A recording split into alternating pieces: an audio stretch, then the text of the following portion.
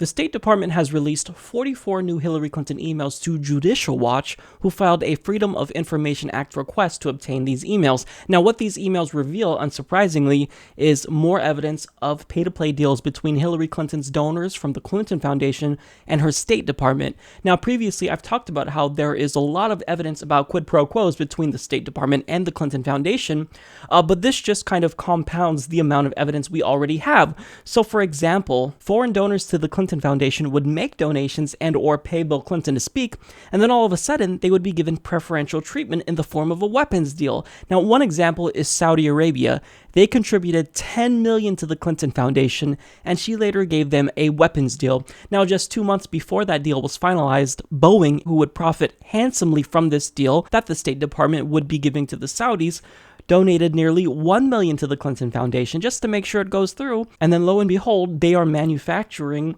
F-15s for the Saudis. Now, this is in spite of the fact that Hillary Clinton vocalized her concerns about the repressive tactics that the Saudi regime uses against its own people. So is it the case that she really thought that this deal was a national security priority, or was she just influenced because they donated $10 million to the Clinton Foundation? I'll let you be the judge of that. Now, there were also 1,100 donations to the Clinton Foundation from foreign donors that they allege, quote, slipped through the cracks.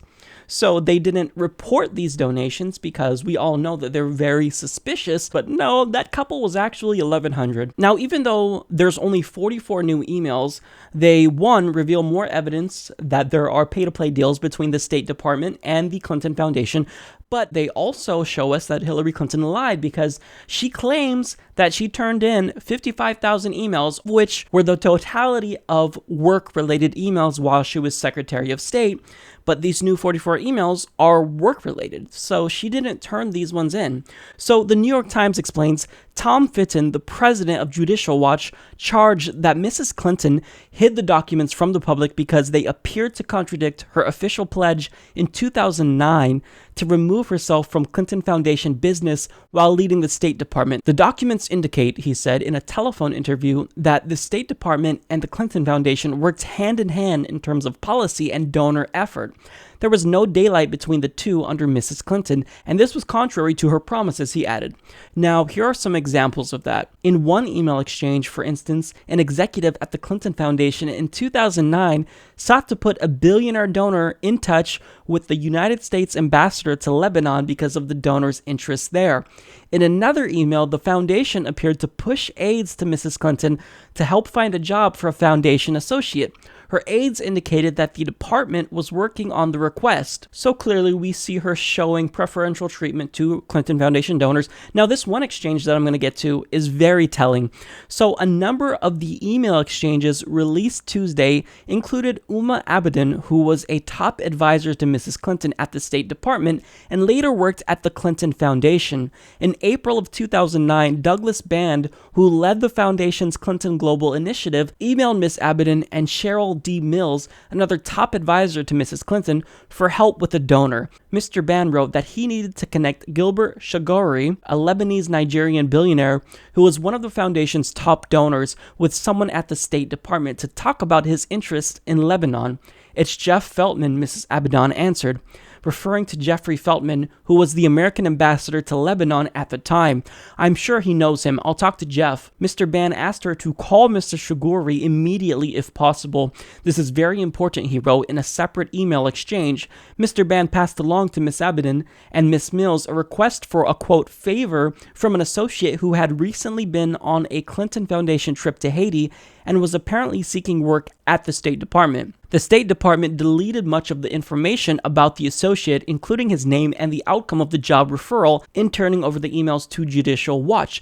In one undeleted section, however, Mr. Ban wrote that it was important to take care of the associate's request. A short time later, Ms. Abedin wrote back to say, "We all have him on our radar.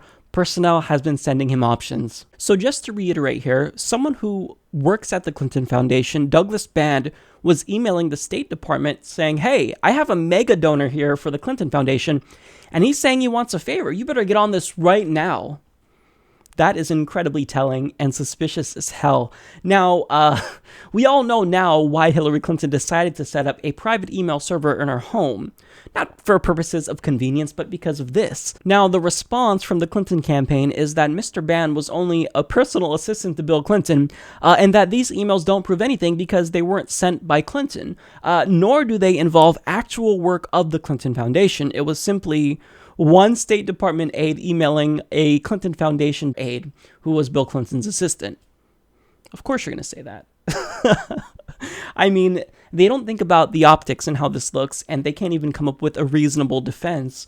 And they can't at least, sympathize with us and say, look, I understand how this looks suspicious, but I can assure you that, Hillary Clinton and Bill Clinton, they both have aides that were in constant contact because they're married. I mean, say something like that, that's more reasonable, but you're trying to pull the wool over our eyes. You're trying to piss on our leg and tell us it's raining. And look, I absolutely agree with them that this does involve Clinton Foundation work, because Clinton Foundation work isn't necessarily about charity. It's more about appeasing the donors of Hillary Clinton and Bill Clinton, who also pay them huge speaking fees. And of course, Hillary Clinton isn't going to directly engage in this because you always distance yourself from the corruption. And in fact, we know that's a cover because Hillary Clinton's aides, one of which is Cheryl Mills, who worked at the State Department one time, and then the Clinton Foundation at another time, does the dirty work for Hillary Clinton. Take a look. On June 19, 2012, Cheryl Mills, then the Chief of Staff for Secretary of State Hillary Clinton, boarded an Amtrak Acela train in Washington's Union Station, bound for New York. What she did, who she met with, and why has remained a mystery, even to the U.S. Senate Judiciary Committee until now. For the last 7 months, Senate investigators have been trying to find out what Mills was up to, and for 7 months, the U.S. Department of State has refused to answer. Now CNN has learned a potential reason why. Cheryl Mills, then a U.S. government employee and Secretary of State Clinton's Chief of Staff, was in New York working on behalf of the Clinton Foundation. A source close to the situation confirms to CNN Mills was interviewing 2 people for the leadership role of the foundation. The interviews took place inside the Park Avenue executive headhunting offices of Russell Reynolds. Mills would interview top-level executives at Walmart and the drug company Pfizer, both companies huge donors to the Clinton Foundation and partners with the Clinton Global Initiative. Was Mills' role in violation of government ethics rules? Did she have permission from the U.S. State Department? Did State even know the trip was taking place? CNN has asked the U.S. State Department all of these questions. This was the response. Federal employees are permitted to engage in outside personal activities within the scope of the federal ethics rules. A state spokesperson tells CNN all federal employees are subject to federal ethics laws and regulations, including rules pertaining to conflicts of interest. That vague response raises more questions that are just not being answered. Not to CNN, but worse, says one watchdog group, not to the Republican-led Senate Judiciary Committee, which has a right to know. Congress has a rightful right to ask for any information that it wants to from the executive branch of government to keep track of them. And the government should be turning that information over. And when you have a breakdown in that system, we have a breakdown in our democracy. It's easy to understand why Cheryl Mills was trusted with helping find the next director of the Clinton Foundation. Her relationships with the Clintons goes back decades. I am honored to be here today on behalf of the President. As Bill Clinton's deputy White House counsel, she defended the then president during impeachment proceedings. In 2008, when Hillary Clinton was running for president, Mills was her senior legal campaign advisor. I, Hillary Rodham Clinton. And when Hillary Clinton became Secretary of State, Mills left the board of the Clinton Foundation and became Hillary Clinton's Chief of Staff. Now Mills is once again on the board of the Clinton Foundation and was backstage with Hillary Clinton at the Democratic National Convention. The secrecy about the New York trip, the dual roles played by trusted assistants, the mixing of business between state, Clinton Foundation, and its donors, all play into a central theme of Donald Trump's campaign, that politicians, like the Clintons, use government to benefit themselves. These are crooked people. They've been crooked from the beginning. You look at that foundation, it's pure theft and pure crookedness. Cheryl Mills' attorney says her client was simply doing volunteer work for a charitable foundation. She was not paid. The Clinton Foundation also says Mills was not a paid employee. And that right there is what corruption looks like, because the more powerful individuals who are corrupt, they're not going to get down in the trenches and do the dirty work themselves. They're going to send their minions, their aides, to do the dirty work for them. So also, I just have to say that was a CNN segment. We have to give them credit for this. They're actually being objective, even though their parent company, Time Warner, is one of Hillary Clinton's largest owners. This is objective investigative journalism, and I give them credit for that. Now, also, I have another update for you guys. So we all remember that the FBI's investigation into Hillary Clinton was allegedly twofold. One of which was to investigate whether or not she sent or received classified information on her personal email server as Secretary of State, and another was supposed to be a probe into the Clinton Foundation to determine whether or not there was evidence of corruption and these quid pro quo deals.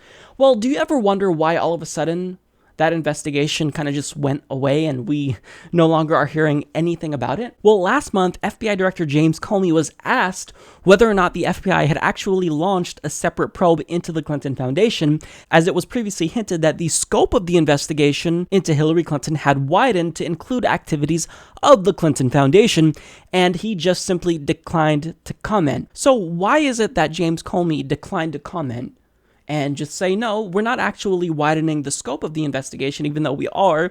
Why did he do that? Well, come to find out, the FBI actually wanted to investigate the Clinton Foundation, but the Department of Justice said no. Washington Examiner explains Justice Department officials decided against an investigation into the Clinton Foundation after the FBI requested the agency open a case into allegations of corruption stemming from Hillary Clinton's tenure as Secretary of State.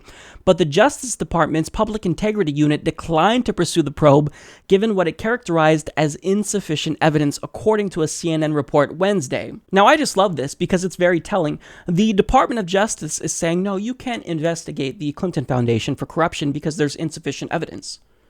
Right. Well, if there's insufficient evidence, isn't that the whole point of doing an investigation, to gather evidence?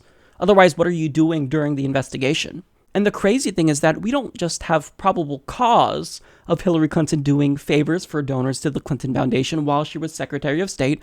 There are direct links to the State Department and the Clinton Foundation, and this is just more. This isn't really anything new besides newer revelations about different types of pay-to-play deals, but we already had evidence, like the Saudi regime, and how the majority of weapons deals that she gave were to donors of the Clinton Foundation who donated more than other people who got weapons deals. And also, if you were wondering why Loretta Lynch, the Attorney General, and Bill Clinton held that secret meeting on a plane all of a sudden, well, this might have something to do with it. They're all in cahoots, and the way in which, the Department of Justice and the FBI have gone to great lengths to cover up for Hillary Clinton, even if they're discrediting themselves, it just shows you that there's something even more dark that isn't being discovered yet. So even though these emails do reveal evidence of corruption, I think there's probably something even worse in here that we're not finding out about. So this is honestly it's really frustrating because we want our public officials to be held accountable, and when there's evidence of corruption, they can't even investigate whether or not these officials are, in fact, corrupt. So this is our democracy, guys. It's a banana republic.